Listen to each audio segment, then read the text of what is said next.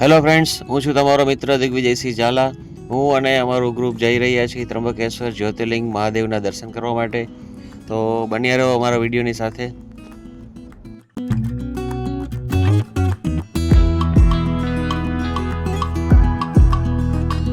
વહેલી સવારે 4 વાગે અમે લોકો તૈયાર થઈને નીકળી ગયા હતા.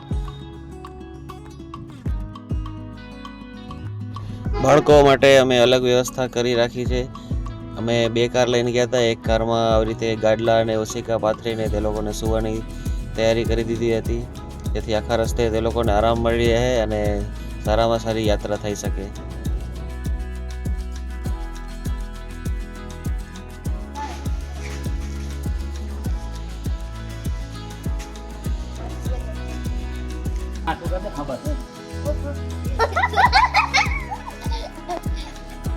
વ્યવસ્થા કર્યા પછી એક વખત અમે ટ્રાયલ પણ લીધો, ગાડી ચલાવીને સ્પીડ બ્રેકર કુદાવીને એક વખત અમે જોઈને જોયું કે સૂતા ફાવે છે કે નહીં, કે કેવી રીતે છે. તો અમારું પ્લાનિંગ બહુ જ સક્સેસ ગયું. છોકરાઓને ખૂબ જ મજા આવી. 4-5 કલાકની સતત ડ્રાઇવિંગ કર્યા પછી બધાને નાસ્તાની તલબ લાગેલી હતી, એટલે અમે સાથે પરોઠા અને બીજો નાસ્તો લઈ ગયા હતા.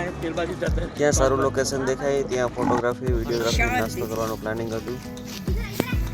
રોડ પર દૂર ના પડી હતી હલો વિડિયો ની બરબાદી કરી.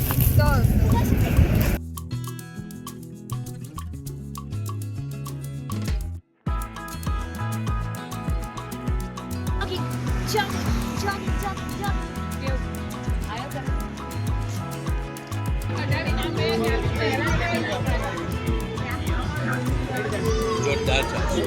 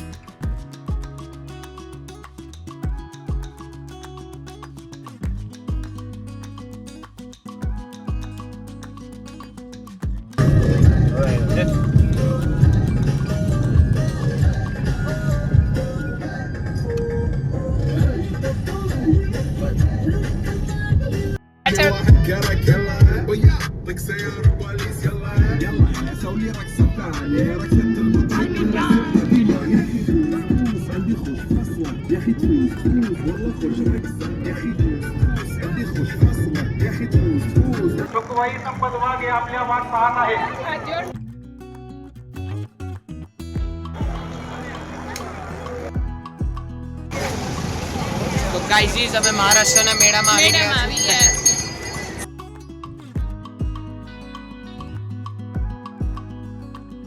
15 જાન્યુઆરી મહારાષ્ટ્રમાં ચૂંટણી હતી, એટલે આવું લાગ્યું કે ક્યાંય અમને ભીડ નહીં નડે, ક્યાંય ટ્રાફિક નહીં નડે, પણ અમારી ભૂલ હતી.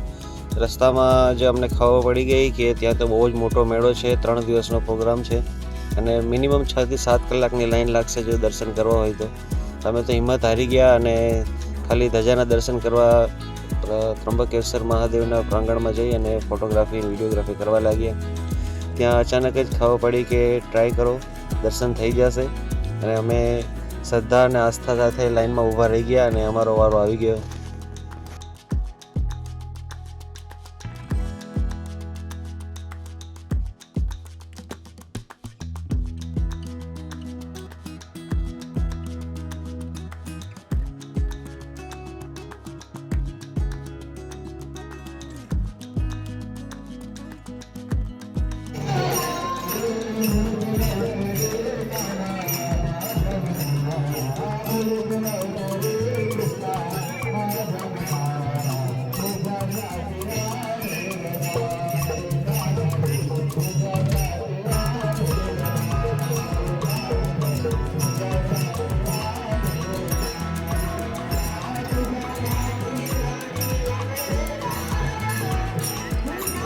Thank you.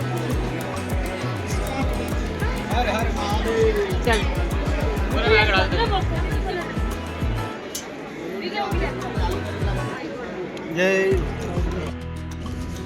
અમને ખબર ન હતી કે આટલી મોટી લાઈન હશે, આટલા ઝિગઝેગ હશે. આ જે ઝિગઝેગ દેખાય છે એવા 7 પડાવ હતા.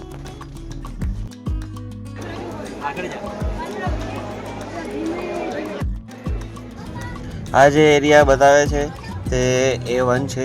અહીંયા પંખા, લાઇટ, ઊભું રહેવાની, બેસવાની વ્યવસ્થા સારી છે. આગળ જતાં A2 છે, A3 છે, B1 છે, B2 છે, B3 છે.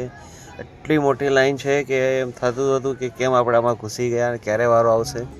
પણ તો પણ મહાદેવની કૃપા અમે 4 કલાકમાં અમારો વારો દર્શન કરવાનો આવી ગયો અને અમે ત્રંબકેશ્વર મહાદેવના દર્શન કરી શક્યા.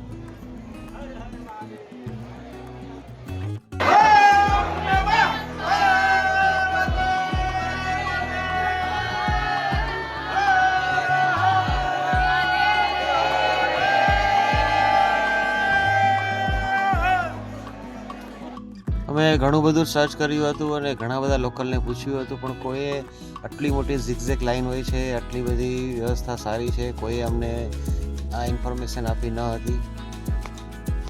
એક સમય એવો હતો, કાર પાર્કિંગમાં અમે નિર્ણય લઈ લીધો હતો કે ચાલો આ જ્યોતિર્લિંગ સ્કીપ કરીએ અને આગળ વધીએ, બીજી વખત લઈ લેશું આ દર્શન. પરંતુ મહાદેવની કૃપા હશે કે અમને મંદિરની નજીક લઈ આવ્યા અને અમે હિંમત કરીને લાઈનમાં જોડાઈ ગયા અને આજે દર્શન કરી શક્યા.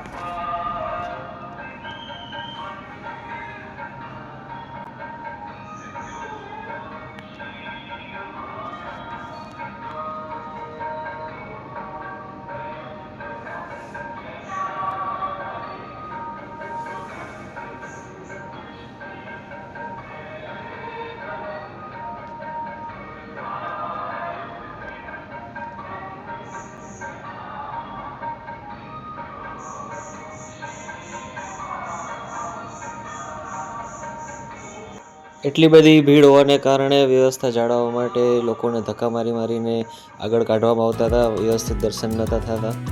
એટલે અમારા સાથે આવેલા અમારા મિત્રના સન યશરાજસિંહને એવું લાગ્યું કે અમારા દર્શન નથી, આટલી મોટી લાઈનમાં ઊભા રહ્યા તો પણ, તો અમે એને ફરીથી દર્શન કરાવ્યા હતા. આવી રીતે અમે ત્રંબકેશ્વરના 2 વખત દર્શન કર્યા હતા. કુસાવર તીર્થની એક કથા છે. બ્રહ્મગીરી પર્વતથી ગોદાવરી નદી વારે વારે લુપ્ત થઈ જતી હતી. ત્યારે ગૌતમ ઋષિને કુસાની મદદથી ગોદાવરી નદીને બાંધી લીધી હતી. ત્યારથી આ કુંડમાં પાણી ક્યારેય ખૂટ્યું નથી. આ કુંડને કુસાવર તીર્થ તરીકે ઓળખવામાં આવે છે. કુંભ સ્નાન સમયે અખાડા અહીં શાહી સ્નાન કરવા આવે છે.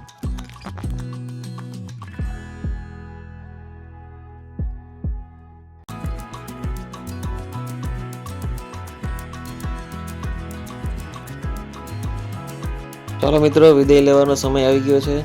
અહીંયા આપણી ત્રંબકેશ્વરની યાત્રા ખતમ થાય છે. નેક્સ્ટ વિડીયોમાં આપણે શિરડી અને શનિ સિંગડાપુર મળશું.